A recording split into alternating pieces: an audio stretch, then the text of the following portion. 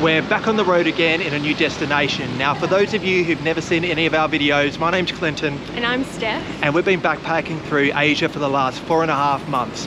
Today we're in a new destination. We're in Kuala Lumpur, Malaysia.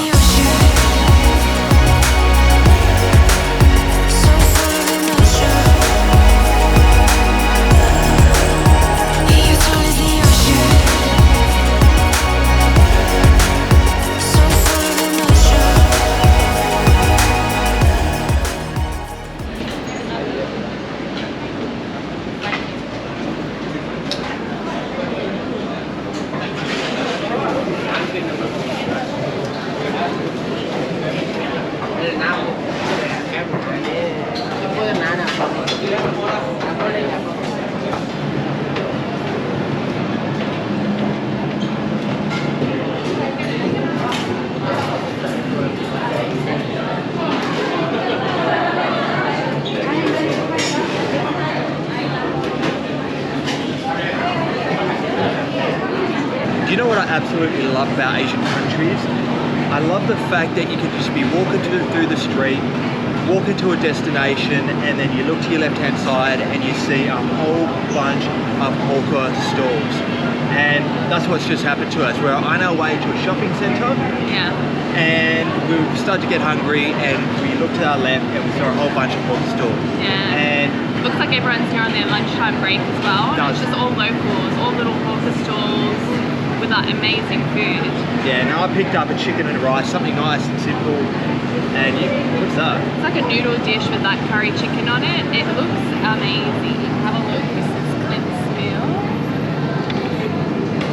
And then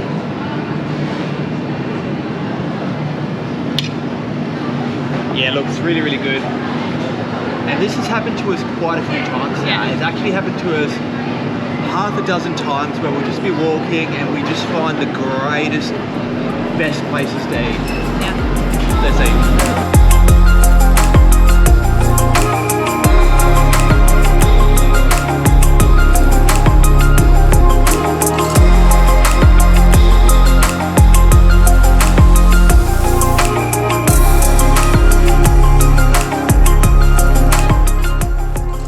So we've been walking around Kuala Lumpur for a couple of hours now. One thing that it does come to mind is it has a much larger business and apartment district than a lot of other cities, but we've found a little spot now where it's a free pickup and drop-off location, and it takes us around these areas here. I think we're at the KL Tower at the moment, but we're going to head down to the KL Forest Eco Park. That's supposed to be really cool, and the flavors of Malaysia. So the bus picks us up in 15-minute intervals, so hopefully it's not too long. Let's go check it out. Okay, so a bit of an update. We sat at the little bus stop for about half an hour waiting for the bus, and it hasn't come, so it looks like we have to walk all the way up there on ourselves. I can just picture it in the background, just coming down that hill. As we're walking away. But it doesn't matter, at least we get some exercise. Oh, I thought I heard the bus then.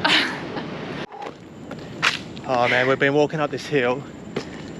It's actually a nice walk. It's just really hot. And the sun's out today, so it's like extra hot. And we're going up a hill, so... I think we should have waited for the bus. Just... Could have been waiting for an hour. At least we're in a fan. There's a fan right above us, whereas now it's just so hot. It's great, thanks bro. You alright, Sam?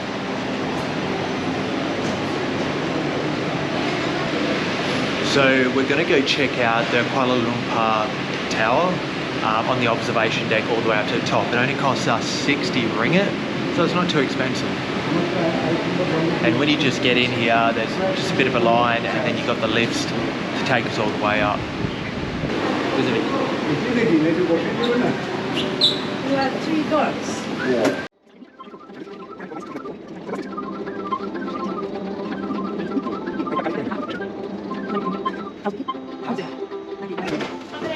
Go here? Yeah. You come here.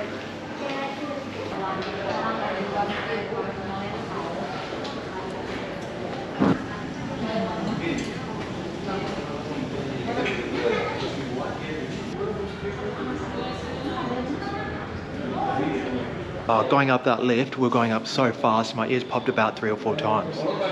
But the view up here is spectacular. We've got a full 360-degree view around the whole city. And honestly, there's not many other buildings that are much bigger. We've got the Petronas building and one really tall building, which is this one over here, which I'm not too sure what that building's for.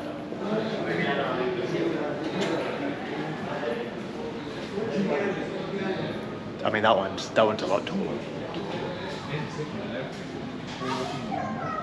But this observation deck is definitely worth it if you wanted to come out, see the whole city from a full 360-degree view. And what's really cool up here as well is you do have the binoculars. These binoculars, and they are free as well. All of these type of observation deck binoculars, you have to pay, you know, a quarter in the US or a couple of dollars anywhere else, but they seem to be free here, which is cool.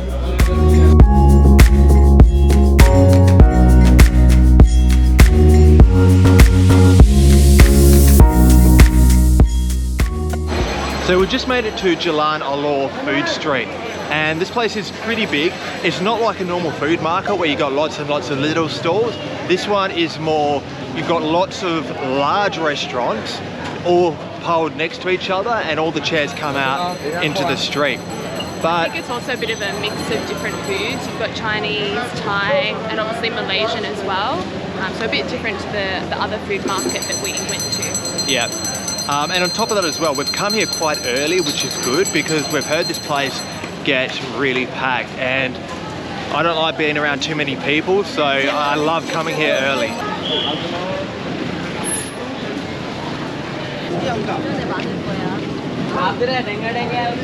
So many to choose from.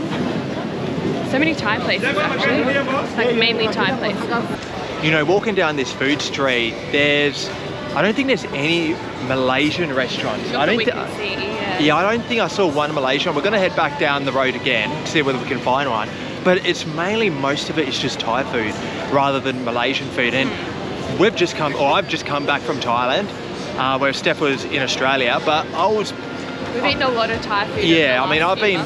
For the last 4 weeks, I've just been in Thailand. I've just been eating Thai food, and I'm pretty much ready just to try something different and start eating some Malaysian food. So I think I'm keen for like a Malaysian curry or something. Yeah. So we're gonna do another sweep of the street to see if we can find anything else. Yeah, find some Malaysian curry for sure. Yeah.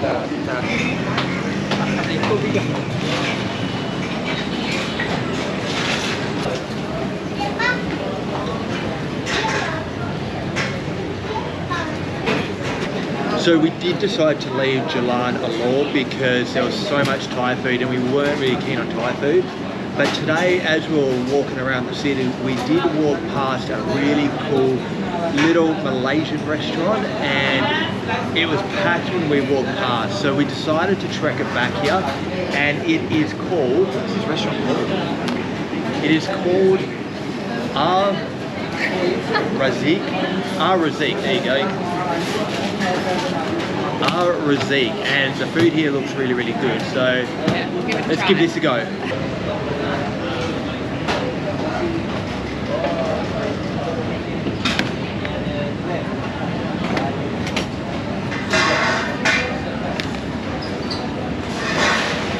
See, this is what I've been waiting for.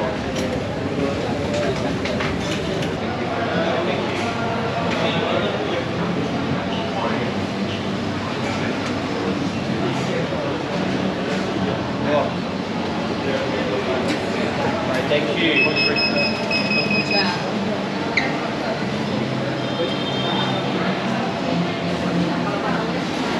By far the biggest ice cream I've ever had. How do I eat this? Do I just...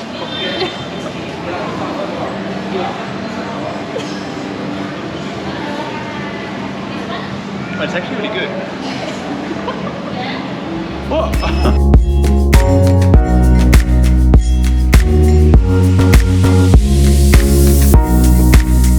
You know, Kuala Lumpur really lights up at night. You can check that out in the background of this crossing. It kind of reminds me of a mini Shibuya crossing in Japan, which will actually be there in a couple of months. So we're looking forward to Japan. But now we're going to go check out, which is supposed to be really cool, what is it, the Symphony Lake Water Show. And it's about 20 minutes walk, so we're going to head there now. Let's go check it out.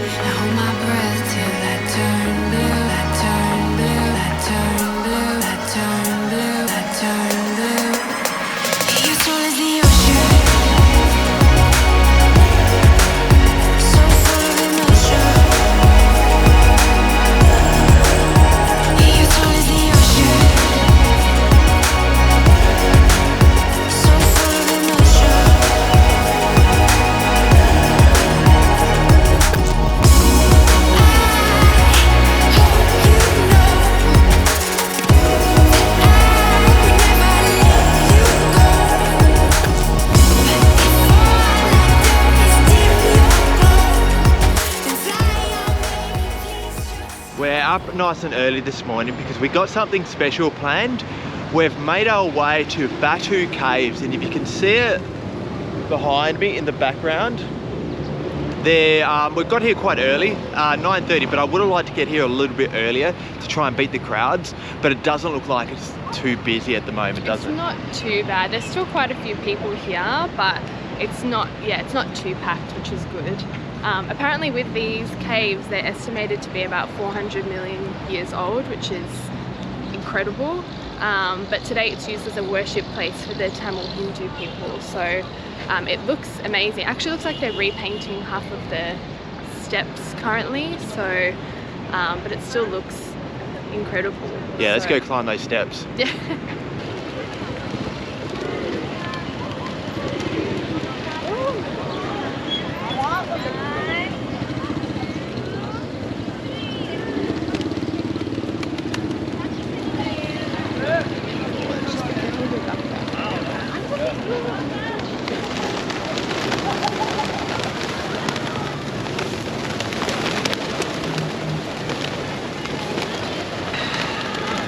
So there's a guy here that actually sells bird seeds, and there are so many pigeons. I've never seen so many pigeons. Look at them in the background. I've never seen so many pigeons before, all in one spot.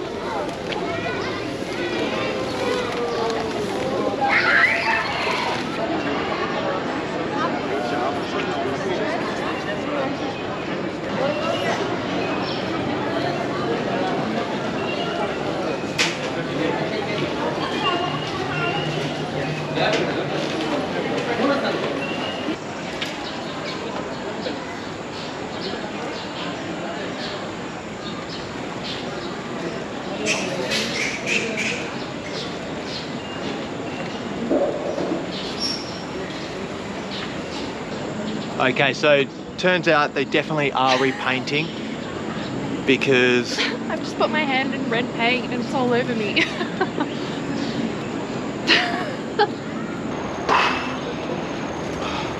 whew, made it up the steps. Steps weren't too bad, although there was a guy next to me. I didn't think he was going to make it up because he was really huffing and puffing. What do you reckon? Yeah, it's pretty amazing. Looks good. It was worth 300, did you say 300 million? 400 million years old.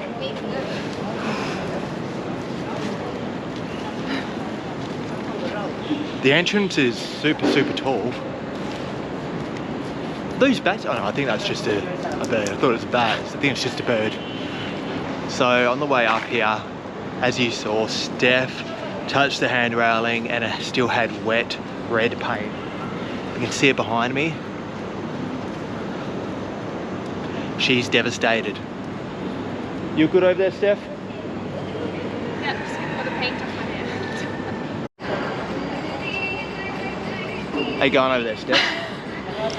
She's I'm still trying to get the red paint, which is also on my shirt, so I've just seen, and on my pants. It's everywhere. That's all right. Well, we've made it to the top, and It's looking it's a lot bigger than I thought it was going to be, actually. But what I have noticed up here is there's a lot of monkeys, especially down the bottom. I think what they've done is they created like a bed of water. Would you say a bed of water? It's like just a man-made, yeah, it's a little section, and all the monkeys are down the bottom playing in the water, which is pretty cool because it is still quite humid. Okay, if so anyone's seen the video from Cambodia when we were at the temples there, we spoke about my fear of monkeys because I was attacked by one like years ago in Bali, and I am like petrified of them. So Clint's like trying to calm me down every time one comes near me. It's freaking me out.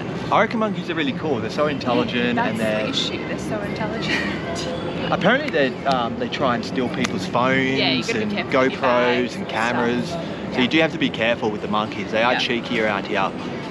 Alright, let's head in. You've got everything off here. Yeah. Alright, let's go.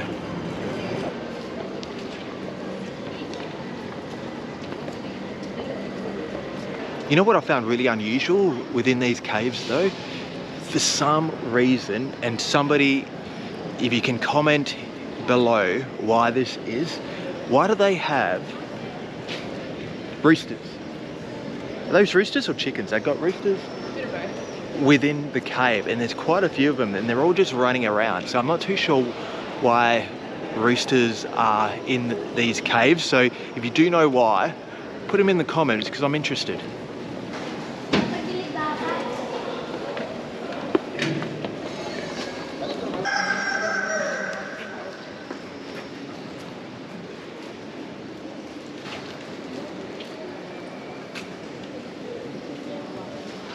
Look, these caves were a lot bigger than what I thought they were going to be, but it's a shame because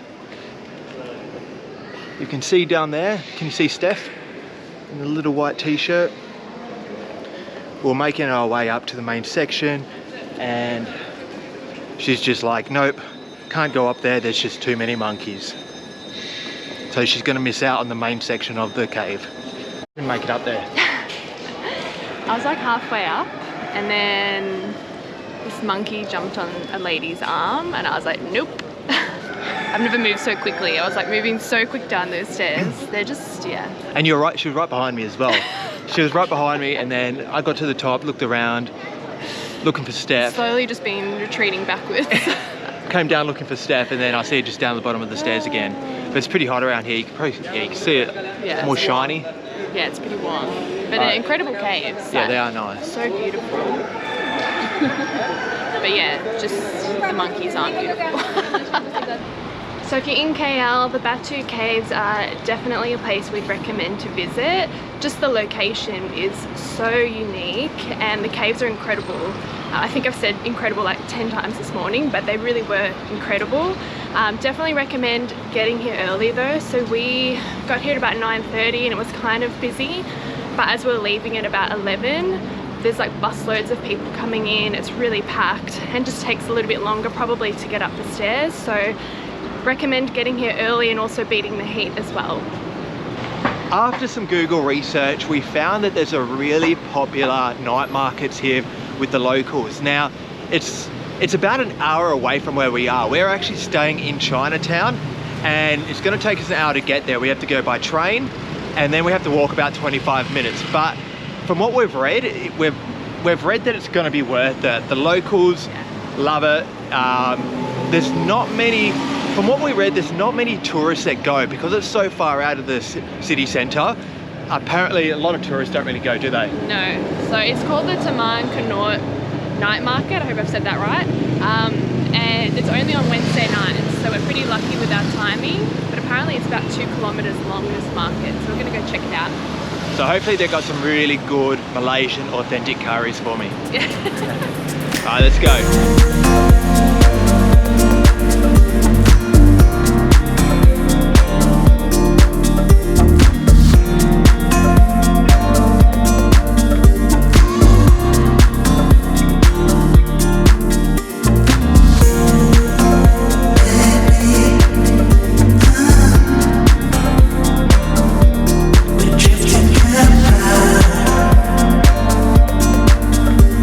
Till it to catch the burn right.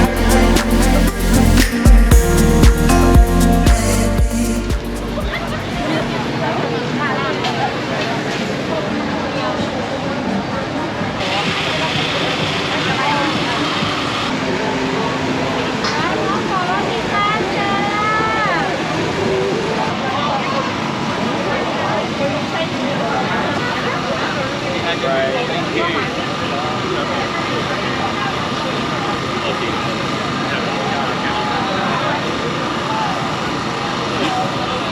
Oh man, there's so many people here, but the good thing is, what I like about this market, it's just one long market, and there's a lot of different types of food. A lot of the markets that you go to, they've all basically got very, very similar foods, whereas here, they've got just a variety of different types of food.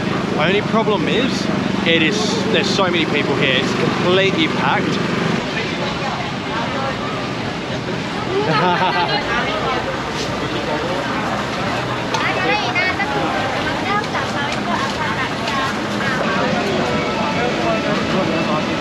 Now I understand why these markets are supposed to be some of the longest in Malaysia. Honestly, I feel like I've been walking for hours and it just keeps going. It's good though.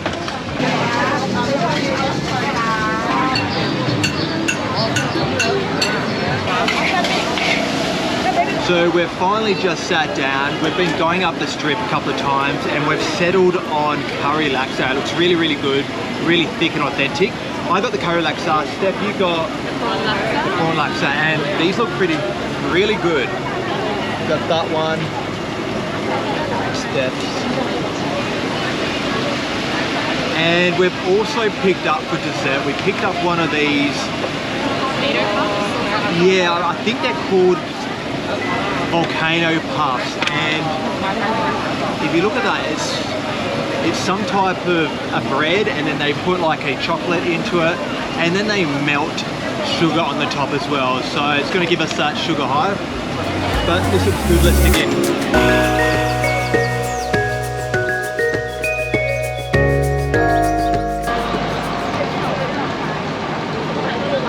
Is it good? That's really good. It's got like all this chocolate filling inside. It's good. To eat that.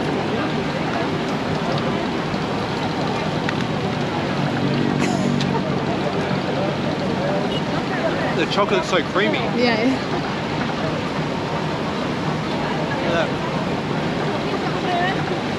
We're finished up the markets here, and they're great markets. You know, it's just one long strip that goes all the way down. I think you said it's about 2 km, so it's a pretty long market and pretty packed as well. I think that was like the one thing, a bit of a downside with the market, just that it's so packed at some points. Packed. Yeah, you're not moving for a little while, and it's pretty hot as well. Yeah, you're literally shoulder to shoulder, and then you got the tents, or you know the markets, stalls, you know, yeah. they're sitting there with their hot pans cooking the hot food, so it definitely gets hot.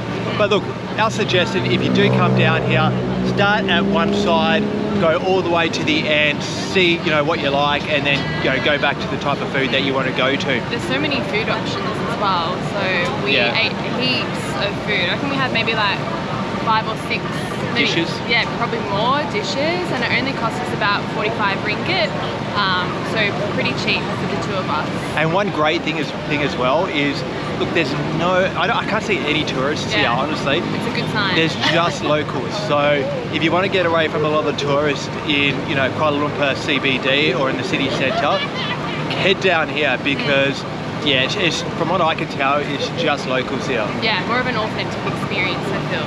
Alright, so we're going to head back to the hotel. I don't think I'm going to get the public transport back. We're probably going to grab a grab or something. Grab. Yeah. We're probably going to grab a grab. So as we've been traveling through Southeast Asia, there's one thing that we see absolutely everywhere, and this is especially in Thailand.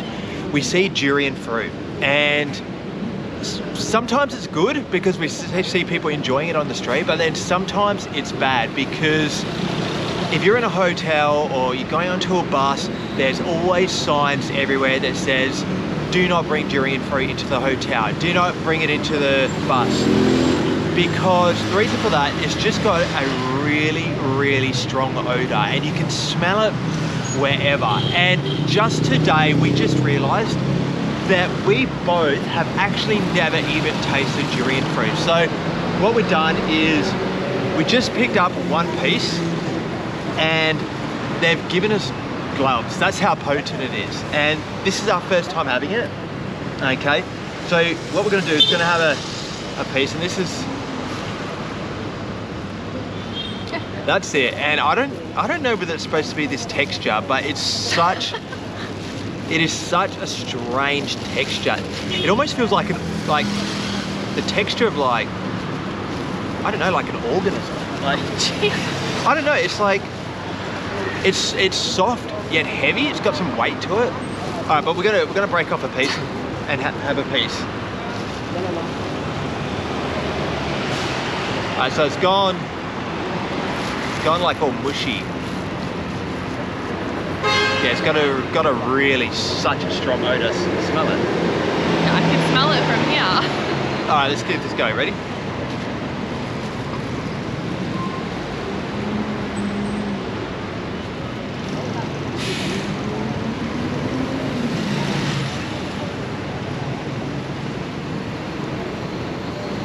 I don't know whether I like it or not.